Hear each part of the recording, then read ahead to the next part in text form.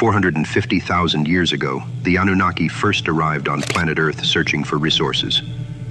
With them, they brought 600 workers called the Igigi.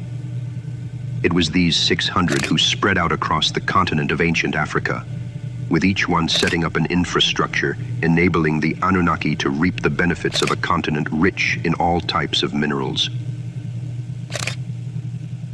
This is the story of the Anunnaki in ancient Africa, the decorated cities they built, the mines they created to obtain the metal that shines like the sun, and the spacecraft they utilized to convey their precious cargoes of gold.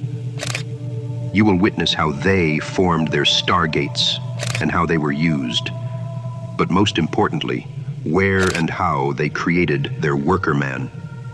This is the Anunnaki connection. The Igigi were described as having long beards and long hair that reached their feet. Some scholars have suggested that the Igigi were akin to the more modern depictions of angels, messengers of the gods who had wings. These theories are strengthened by art that often depicts them with long beards and hair, as well as large wings and bird-like feet. Simply put, the Igigi seem to have been a lower rank of gods. They were a servant class which existed before human beings were created. Occasionally, the term is used synonymously with Anunnaki, but this seems to be inappropriate. Consider the following passage taken from the myth of Atrahasis, an Akkadian creation myth and flood story. When the gods, man-like, bore the labor, carried the load, the gods' load was great, the toil grievous, the trouble excessive. The great Anunnaki, the seven, were making the Igigi undertake the toil. This passage definitely denotes the Igigi as separated from the Anunnaki, and certainly a lower caste of beings. The Igigi were being forced to dig a watercourse. They got tired of it, so they revolted against Enlil, one of the head Anunnaki. It says that, and Allah spoke up, and he told his brothers, let's come together and let's go to Enlil. So, and Enlil is his father. Now the Quran said Allah had no associates, none of this shit. Okay? But in the Sumerian tablets, in the Mesopotamian tablets, he got brothers. And he got a daddy too. And his daddy's name is Enlil. So they all start this big ass revolt. And as you read on, it says that, see Allah, he was like, shit, fuck this shit. I'm tired of this shit. He had this fire in his heart. They burned their tools and surrounded Enlil's estate. Enlil was asleep. He would he could literally hear damn swords rattling around the house. So his whole house, Enlil's whole house was surrounded. So Enlil finally woke up after he was basically told by his soldier that, your house surrounded, your children out this bitch, and they pissed off about something. So Enlil come outside and he like, who started this shit? Who the head of this shit? And the beauty about the shit to me is, when I was reading it, you would think that somebody would say, Allah started this shit. No, they didn't. They said, we all in on this shit. We tired of this shit. We tired of being, this shit killing us. All this fucking work. So as you read on, Enlil, he get his brother Igigi to come, which is Ea, which is fucking Yahweh. So here in this story epic, you got Yahweh and you got Allah. Okay? Coinciding with each other at the same time. So these are two different gods, two different deities. Y'all don't take my word for none of this shit. Y'all gotta go research it. Okay? Because the word you say for short for Igigi is Ea. Or you can just say Yah. Okay? That's the way your shit is supposed to be said. So Igigi is summoned, or Yahweh is summoned, and he come. And they call for their father, Anu, the great God. Anu's supposed to be like the God of all the gods. And they literally get caught in shit. And they explaining, the Igigi, which are their children, they explaining like, man, y'all killing us with this bullshit. There's gotta be a better way.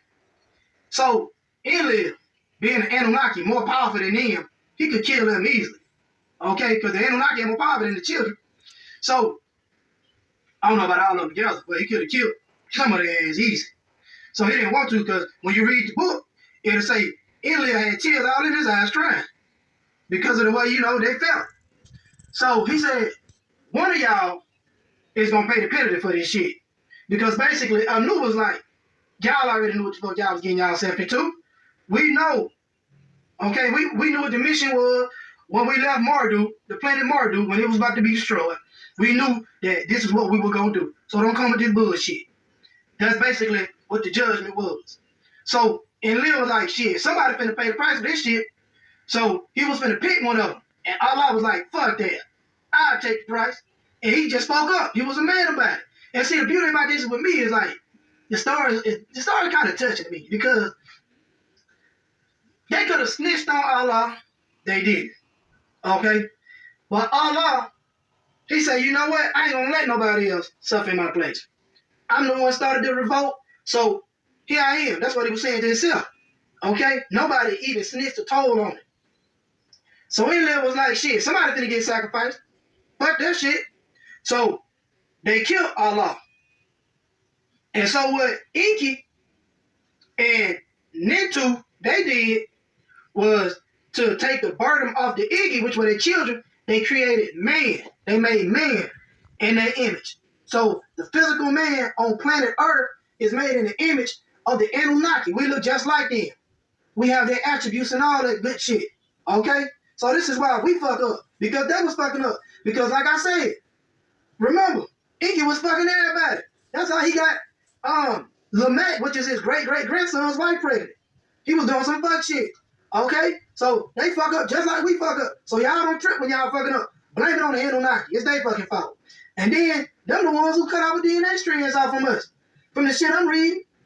Alright? From some of the shit I'm reading. They had something to do with it too.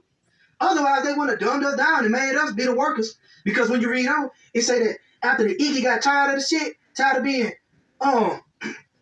work hard and shit, Nintu, which they called her mommy also. I guess that's where the word mama come from. Because she was supposed to be the one that structured the physical body too. But she said she couldn't do the shit without the help of Igigi because he had this something that was pure by him that could cause creation as far as like the mortal on earth. So anyway, Jesus was the first one to be sacrificed. Allah was the first one to be sacrificed. But he did it out of love for him and his brothers. Okay? So this is why you'll hear the Muslims say, Allahu Akbar.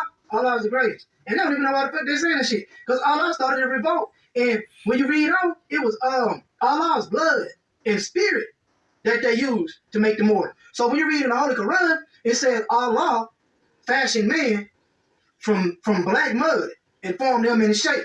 And then, no, it say we fashioned man from black mud and molded him in shape. But Allah breathed his spirit into man. Because when you read in the Sumerian text, it said that they took the spirit of the ghost. It should say ghost in the book. They took the ghost of Allah and put it into man. So this is the spirit that was breathed into man. It was the spirit of Allah. So Allah lives on through us. So this is why they say Allah is eternal. When the Anunnaki realized that the Igigi were not going to give up the strike, they decide it is time for a new solution to their labor problem. And that solution is the creation of human beings. Who was Enlil? Why was all this labor needed? Where does humanity fit into the picture? The Anunnaki pantheon begins with Anu, the great father of the sky, also known as An. Anu was originally the supreme ruler of the Mesopotamian gods. He had parents, two primordial gods, named Kishar and Anshar. Anu's consorts were Kai, the Earth Mother, and Antu, the Great Mother of the Sky. He bore children by both of them. Anu and Ki's son was Enlil, Lord of the Air and Earth, guardian of the Tablet of Destiny. They also had a daughter, Ninkursag, Lady of the Mountain. Anu and Antu's son was Enki, Lord of the Earth and Waters, also called Ea. This made Enki and Enlil half-brothers,